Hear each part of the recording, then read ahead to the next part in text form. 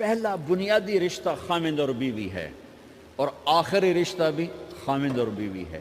لیکن اس وقت ہمارے معاشرے میں خامند سے زیادہ اس کے ماں باپ حق جتلاتے ہیں، خامند سے زیادہ اس کی بہنیں حق جلاتی ہیں، خامند سے زیادہ اس کے رشتہ دار حق جتلاتے ہیں، اور جھوٹی سچی شکایتیں لگا کر بیوی سے متنفر کرتے ہیں، اور کہیں بیوی کو خامند سے متنفر کرتے ہیں، آپس میں لڑائی لڑا کے پھر خوش ہوتے ہیں۔ میرے نبی سے پوچھا جائے یا رسول اللہ آپ کو سب سے زیادہ کس سے پیار ہے؟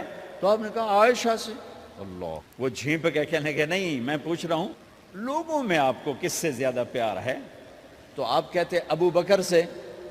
تو آپ نے پھر کہا ابوہا، مجھے عائشہ کے باپ سے زیادہ پیار ہے۔ پھر پہلے عائشہ کا، تو پھر کہتے ابو بکر۔ تو آپ نے کہا نہیں، ابوہا، مجھے عائشہ کے باپ سے سب سے زیادہ پیار ہے۔ یہ آپ کو میسج دیا ہے کہ گھر کی زندگی کیسے ہوتی ہے، کوئی عشق نہیں چڑھا ہوا تھا، میسج دینا۔ ام عائشہ چھوٹی عمر کی تھیں، ان کو آٹا گوندھ کے دیتے تھے، آٹا گوندھ کے دیتے تھے، پھر جب ان کو آٹا گوندھنا آ گیا پھر چھوڑ دیا، پھر ان کو سامنے بٹھا کر لقمے بنا کے کھلاتے تھے۔ پھر ام عائشہ رضی اللہ تعالیٰ عنہ کوئی گوشت کا ٹکڑا، وہاں بڑے بڑے گوشت کے ٹکڑے پکائے جاتے تھے، تو کوئی گوشت کا ٹکڑا اٹھایا اور ایسے 2-4 جگہ سے نوچا اور پھر رکھ دیا، سارا کھایا نہیں جاتا تھا، تو اللہ کے نبی اسی کو اٹھاتے اور حضرت عائشہ کو دکھا کر، جہاں سے حضرت عائشہ نے نوچا ہوتا تھا وہاں سے یوں کاٹ کے دکھاتے تھے۔ پھر حضرت عائشہ رضی اللہ تعالیٰ نے گلاس اٹھایا پانی پینے کے لیے، جہاں ہونٹ لگائے پہ گلاس رکھ دیا، بڑے بڑے گلاس ہوتے تھے، تو حضرت ہمارے نبی اٹھاتے تھے، جہاں عائشہ کے ہونٹ لگے ہوتے تھے وہاں ہونٹ لگا کے پانی پیتے تھے۔ یہ آپ کو سکھانے کے لیے ہے، اپنے گھر والوں کے ساتھ بیٹھ کے کھانا کھاتے۔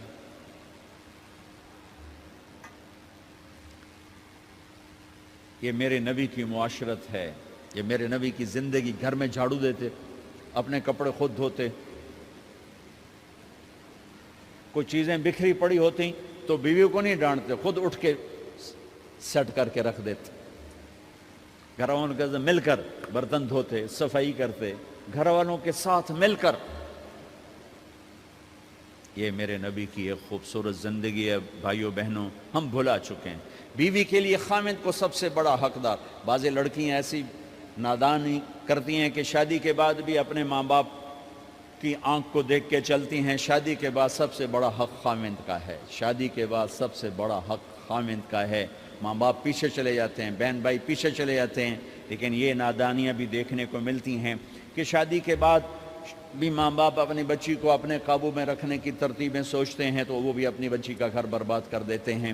میرے نبی سے پوچھا گیا یا رسول اللہ عورت پر سب سے زیادہ کس کا حق ہے؟ تو آپ نے فرمایا اس کے خامد۔ ایک خاتون ہے، یا رسول اللہ میری شادی ہو رہی ہے تو میرے اوپر میرے خامد کا کیا حق ہے؟ تو آپ نے ارشاد فرمایا تیرے خامد کے جسم پر زخم ہو، زخموں میں پیپ پڑ جائے اور تو اپنی زبان سے چاٹ کے زخم صاف کرے تو تو نے اپنے خامد کا حق ادا نہیں کیا۔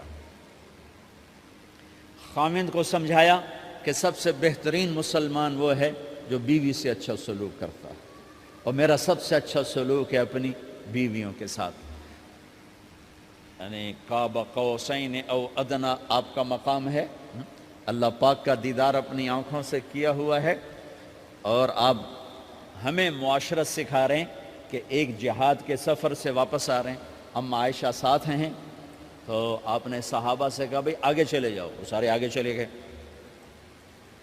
جب سارے نظروں سے غائب ہو گئے تو آپ نے کہا عائشہ دوڑ لگاؤ گی میرے ساتھ؟